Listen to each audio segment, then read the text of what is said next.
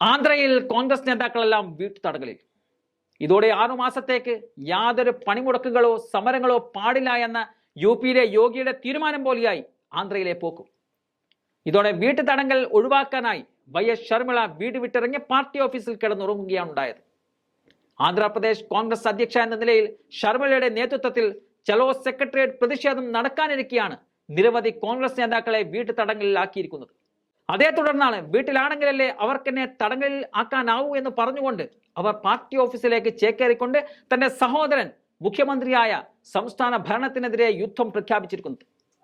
ഇവിടെ വ്യക്തമായ അജണ്ടകളോടെ തന്നെയാണ് ശർമിള ഈ പൊതു തെരഞ്ഞെടുപ്പ് അടുക്കുന്ന സാഹചര്യത്തിൽ സംസ്ഥാന ഭരണത്തിന് നേരെ പാഞ്ഞെടുക്കുന്നത്.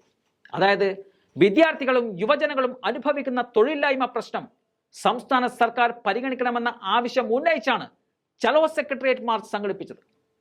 ഇവിടെ ശർമിളയുടെ സഹോദരനും ആന്ധ്രാപ്രദേശ് മുഖ്യമന്ത്രിയുമായ വൈഎസ് ജഗൻമോഹൻ റെഡ്ഡി കഴിഞ്ഞ 5 വർഷമായി യുവാക്കളുടെ പ്രശ്നങ്ങളെ അഭിസംബോധന ചെയ്യാതെയാണ് മുന്നോട്ട് പോകുന്നത് എന്നതാണ് ശർമിള കുറ്റപ്പെടുത്തുന്നത്.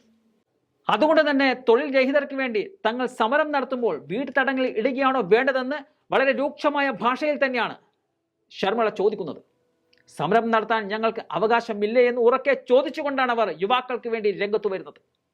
ഇതോടൊപ്പം തന്നെ ഒരു സ്ത്രീ എന്ന നിലയിൽ വീട്ടുതടങ്കൽ ഒഴിവാക്കാൻ പോലീസിന്റെ കണ്ണ് വെട്ടിച്ച് കോൺഗ്രസ് പാർട്ടി ഓഫീസിൽ രാത്രി ചെലവഴിക്കേണ്ടി വന്നത് എന്തൊരു നാണക്കേടാണെന്നാണ് അവർ പറയുന്നത്.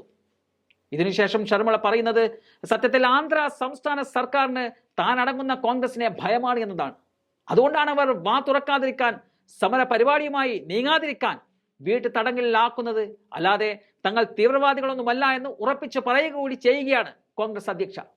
അതേസമയം വിജയവാഡയിലെ ആന്ധ്രാപ്രദേശ് കോൺഗ്രസ് കമ്മിറ്റി ആസ്ഥാനത്ത് വലിയ പോലീസ് സന്നാഹമാണ് കാവൽ നിൽക്കുന്നത്. എന്തായാലും ഒരാൾക്കും പിടികൊടുക്കാനോ വാതിലടച്ച് വീട്ടിലകത്തിരുത്താനോ ആരും നോക്കേണ്ട എന്ന് ഉറച്ച തീരുമാനത്തോടു കൂടി ഓഫീസിൽ കിടന്നുറങ്ങിയത് ഒരു മികച്ച തീരുമാനം തന്നെയാണ്.